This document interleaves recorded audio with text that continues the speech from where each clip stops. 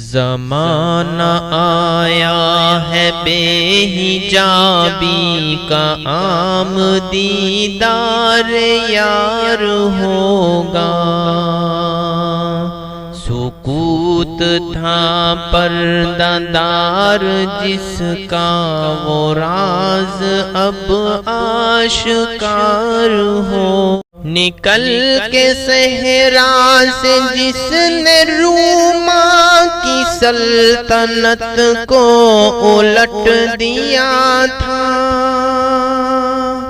نکل کے صحرا سے جس نے روما کی سلطنت کو الٹ دیا تھا، سنا ہے یہ قدسیوں سے میں نے وہ شعر، پھر ہوشیار ہوگا۔ جی ڈاکٹر صاحب، آپ نے بہت سارے شعبہ جات میں الحمدللہ کام کیا ہے، تو اپنے جو سامعین اور حاضرین ہیں ہمارے، انہیں اپنی کچھ علمی خدمات کے حوالے سے، ظاہر آپ نے فارسی میں بہت بڑا کام کیا ہے، اردو زبان کے اندر، اس طرح انگلش کے اندر آپ نے کام کیا ہے، تو اس حوالے سے اپنے سننے والوں کو کچھ اپنی خدمات کے حوالے سے بتانا پسند فرمائیں گے؟ بسم اللہ الرحمن الرحیم۔ پہلے تو میں آپ کا شکر گزار ہوں کہ آپ تشریف لائے اور اس موضوع پہ گفتگو کا موقع فراہم کیا، لب کشائی کا موقع دیا۔ عجیب لگتا ہے کہ بندہ اپنے بارے میں خود بتائے یہ، لیکن بہرحال اس کو یوں کر لیتے ہیں، وہ جو اللہ پاک نے فرمایا فاما بنعمت رب کا فحدث، اپنے رب کی نعمتوں کا چرچا کرو، تو یہ انعام خداوندی سمجھ کے، اس کی نعمت کا چرچا سمجھ کے میں گفتگو کروں گا، تاکہ یہ خود ستائی میں نہ آئے۔ یہ میں کچھ نہیں یہ چاہتا کہ میرے اپنی بارے میں ایسا کوئی بات کروں جو خدا نخواستہ کوئی سمجھے یہ کہ میں اپنی خود نمائی یا خود ستائی کر رہا ہوں۔ جو خدمات طالب علمانہ طریقے سے اللہ تعالیٰ کی توفیق سے انجام دی ہیں، اس پہ میں گفتگو کرتا ہوں۔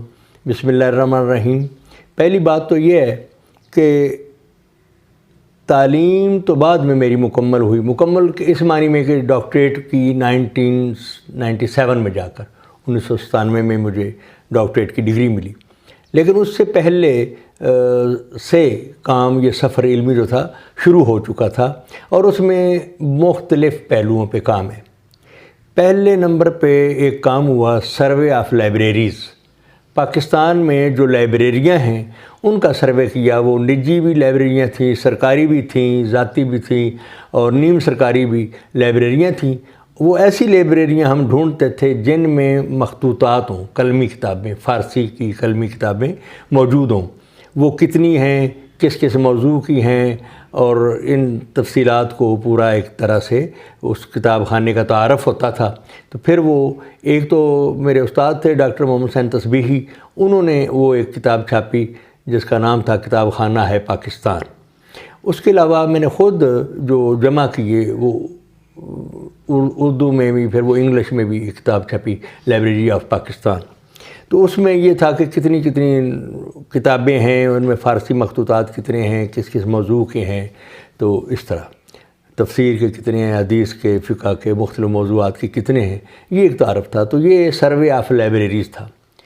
پھر دوسرے مرحلے میں یہ ہوا کہ انہی لائبریریوں میں جو فارسی مخطوطات موجود تھے ان کا ہم نے ایک کیٹلاگ بنایا، فہرست بنائی، اور یہ ٹیم ورک تھا، اور بھی کچھ لوگ اس میں شامل تھے، کچھ پشاور میں تھے، کچھ پنڈی میں، پنجاب میں۔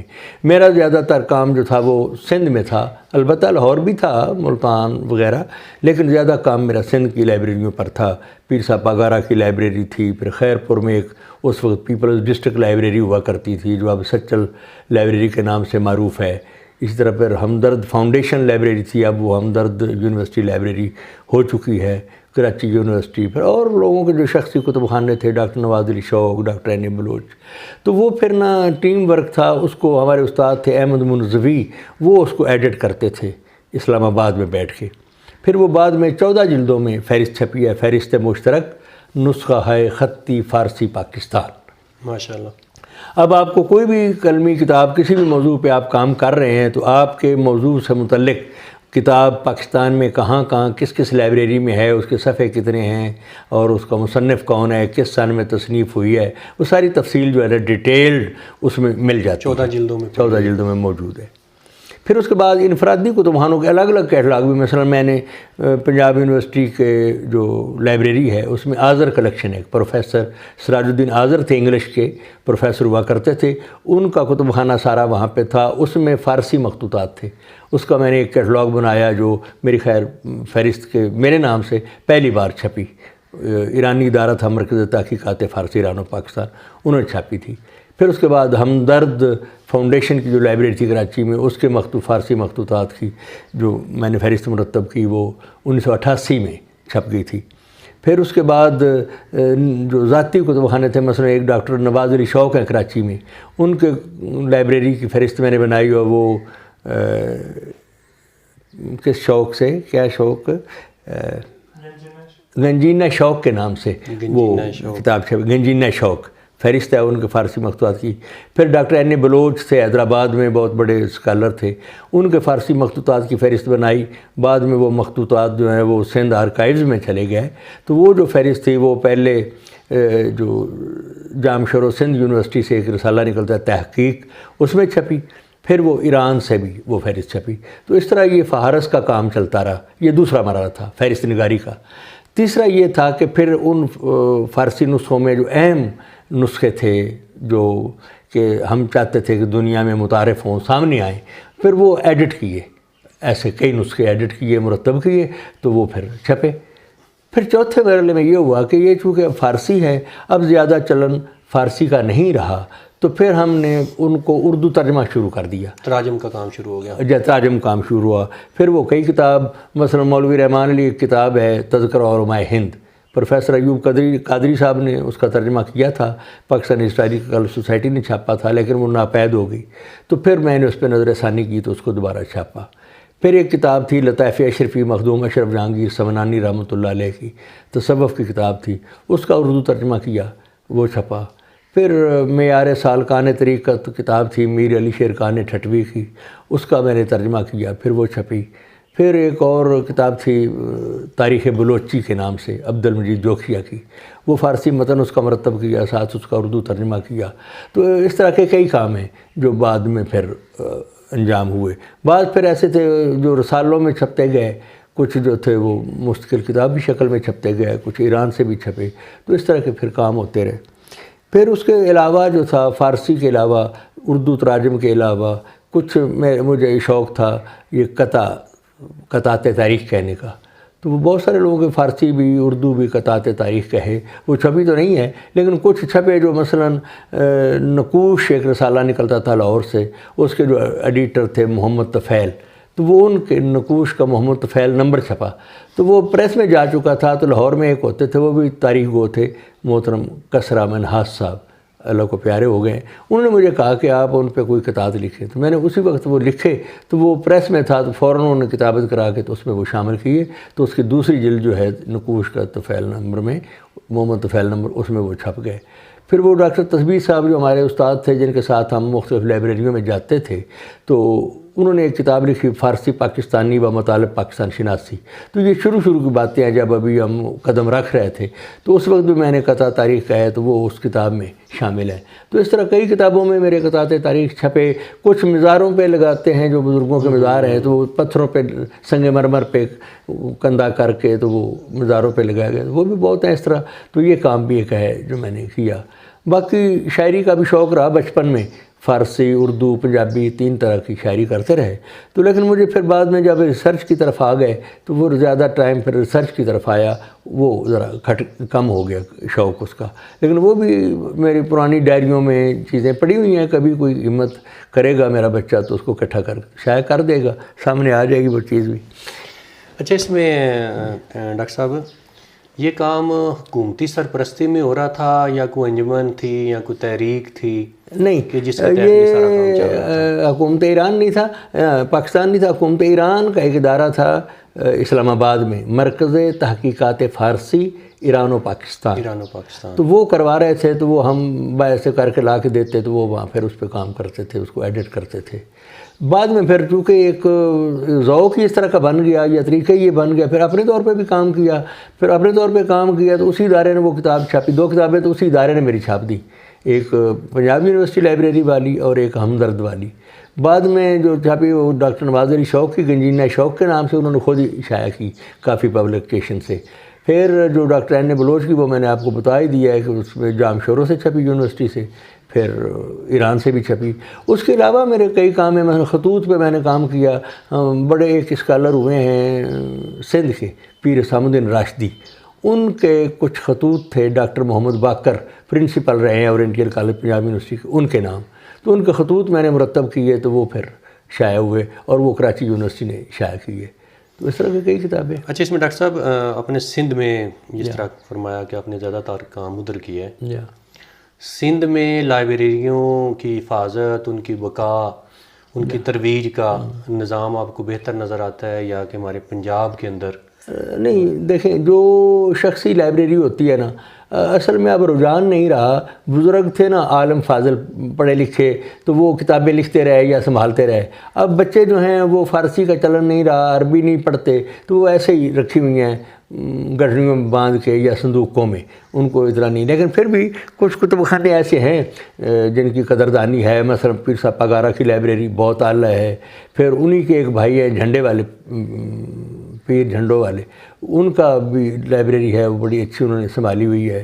اس طرح ڈاکٹر بلوچ صاحب کی تھی اور بھی شخصی کتب خانے اچھے سنبھالے۔ ایک قاضیوں کی لائبریری تھی حالہ میں، وہ میں نے دیکھی، وہ بھی بڑی اچھی تھی، مرتب تھی، سنبھالی ہوئی تھی۔ وہاں پہ ایک ہیں ہمارے دوست ہیں ڈاکٹر سومرو صاحب، ڈاکٹر ادریس سومرو، ان کی لائبریری بھی بڑی اچھی تھی اور ان کے مخطوطات، وہ خود بھی مخطوطہ شناس ہیں اور کتاب سے بڑا محبت کرنے والے ہیں، وہ بھی بہت اچھی لائبریری ہے۔ لیکن اس کے علاوہ وہاں جماعت اسلامی کی تھی، منصورہ ایک جگہ ہے سندھ میں، ان کی لائبریری بھی میں نے دیکھی۔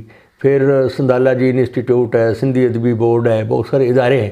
ادارے تو اپنی کتابیں سنبھالتے ہیں، اچھی بھی رکھتے ہیں، لیکن جو شخصی ہوتی ہیں وہ ذرا اتنا، جب تک اہل علم موجود ہوتے ہیں وہ زندہ رہتی ہیں، پھر بعد میں اولاد کے لیے بوجھ بن جاتی پھر وہ دے بھی دیتے ہیں یا بیچ دیتے ہیں یا ردی میں یا پھینک دیں، اس طرح۔ خود آپ کا جو فارسی کا مقالہ تھا اس میں یہاں کتاب ہمارے پاس یہ نا، یہ اس کو اٹھائیں، یہ پہلے میں نے اس کو فارسی میں لکھا، فارسی میں لکھا، تو اس کو میں نے خود شائع کیا، ادارہ معیار سالکان طریقت، یہ قبلہ کی جو پی ایچ ڈی کا مقالہ تھا، اس کو بعد میں خود انہوں نے یہ اردو کے اندر ترجمہ بھی خود انہوں نے کیا۔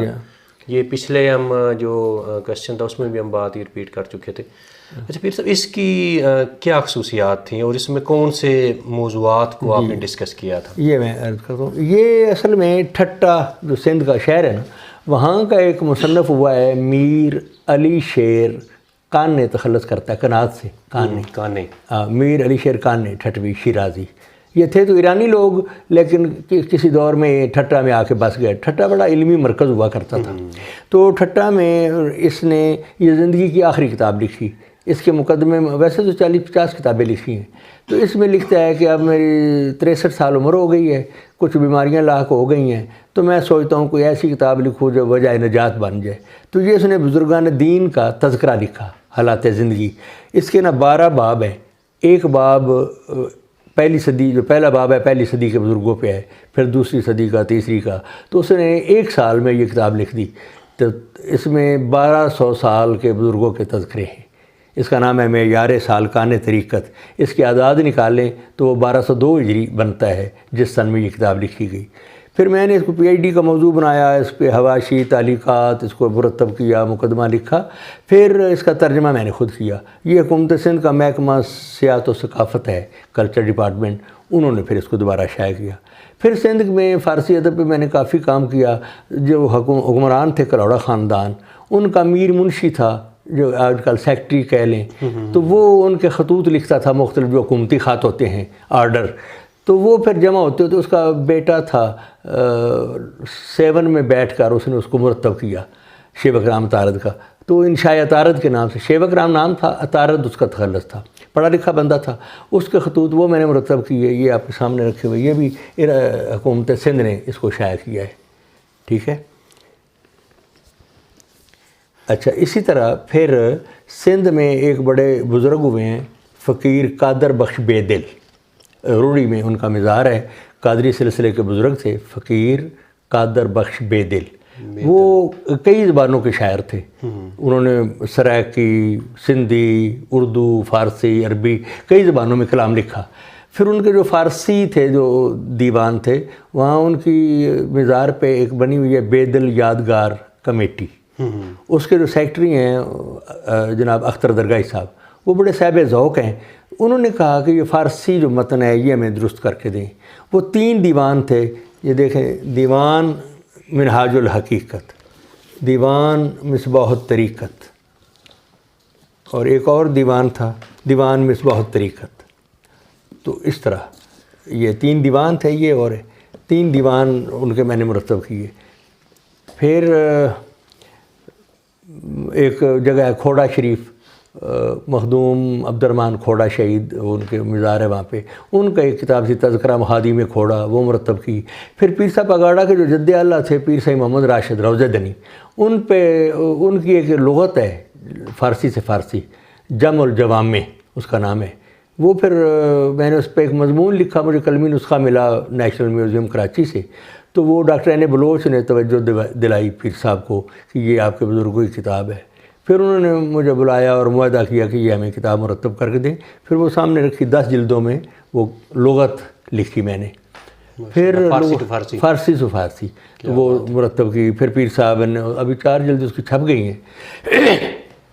پھر اس کے بعد لغت پہ میرا دوسرا کام جو ہے وہ ہمارا جو جی سی یونیورسٹی لاہور، وہاں وہ ٹیم ورک تھا 3-4 پروفیسروں مل کے، تو وہ فارسی سے اردو ہے، اس کی بھی 2-3 جلدیں چھپ گئی ہیں، یہ ادھر رکھی ہوئی ہیں میرے پاس۔